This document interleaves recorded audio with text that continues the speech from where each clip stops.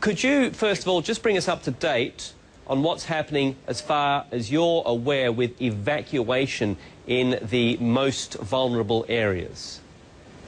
Well, there's a flurry of activity going on both in Bangladesh and in Myanmar ahead of the storm.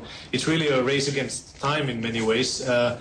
Yesterday, about 13,000 people were evacuated near the state capital of Sitwe, which is in the Rakhine state in Myanmar. And today they're looking at evacuating 25,000 more people.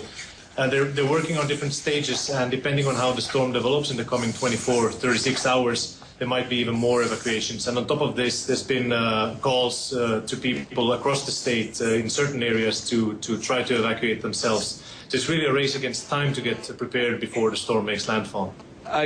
All right. Obviously, in situations like this, when you don't know exactly what's going to happen, you would be preparing for the worst, I guess. What sort of steps is the Red Cross now taking to deal with what potentially could be quite a devastating weather system?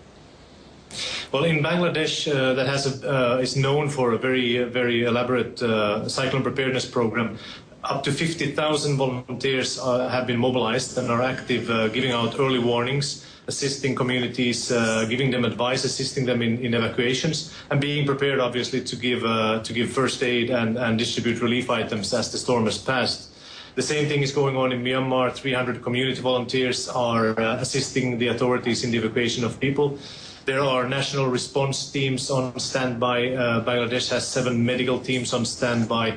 In both countries, there's been pre-positioning of stocks in the last 3-4 days. We've been tracking this weather system already since the end of last week. So a lot of activities going on to be prepared for impact.